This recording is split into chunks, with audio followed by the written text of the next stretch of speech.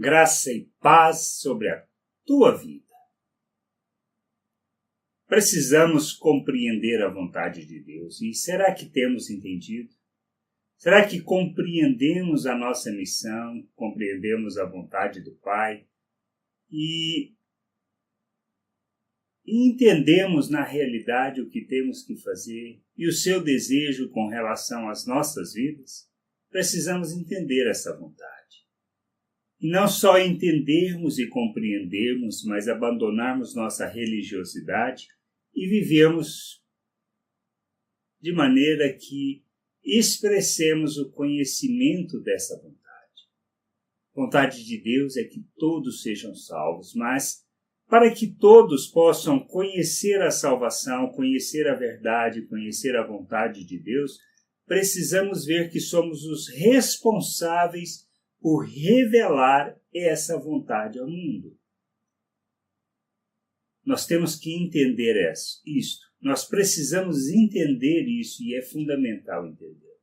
Paulo, escrevendo a Timóteo em sua primeira carta, no capítulo 2, do verso 4 ao 6, diz assim: Ele, referindo ao Pai e a Deus, quer que todos sejam salvos e venham a conhecer a verdade.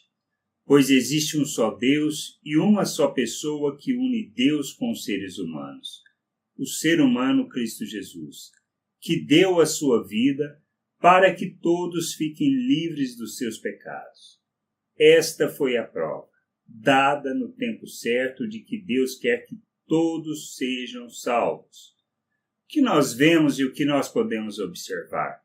Primeiro, Jesus deu a sua vida para que nós pudéssemos ser reconciliados com Deus.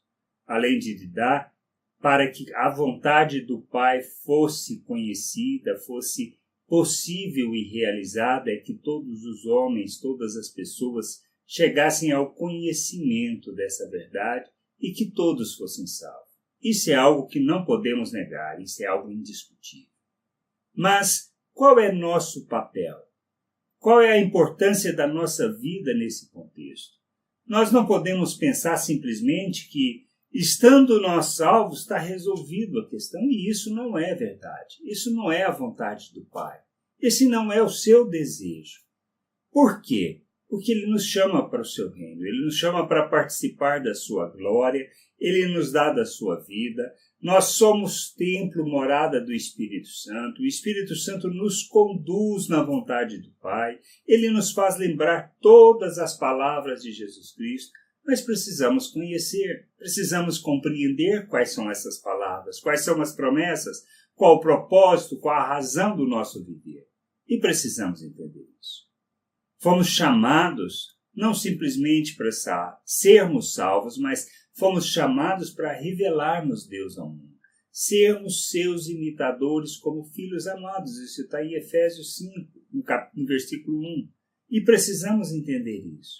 Como imitadores de Deus, nós o revelamos. Pedro escreveu na sua carta que, na realidade, na primeira carta, que fala que nós fomos tirados do império das trevas para o quê? Para revelar as virtudes de Deus. Fomos feitos um reino de sacerdotes, uma nação santa, um povo de propriedade exclusiva de Deus.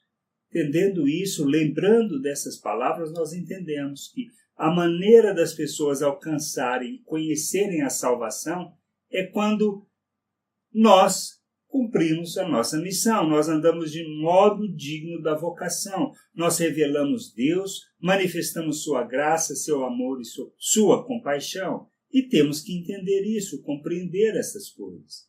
Não fomos chamados para uma religiosidade, não é para viver em algo etéreo que a gente não consiga entender. Nós fomos chamados para revelar o reino, para fazer a vontade de Deus aqui na terra como ela é realizada nos céus. E fazemos isso quando a gente vive de modo correto, quando a gente vive de maneira que revela o Pai ao mundo. Quando nós santificamos o procedimento, rejeitamos a natureza humana, rejeitamos as paixões humanas, morremos para nós mesmos e vivemos a vontade de Deus, submetemos a essa vontade. Sendo pessoas justas. Justas são pessoas que vivem segundo a vontade de Deus, são pessoas que se ofertam conhecendo a vontade do Pai, conhecendo o que Ele fez em nosso favor, conhecendo a obra de Cristo, nós temos que ser seus imitadores. E ser seus imitadores implica em oferecermos as nossas vidas em favor das pessoas.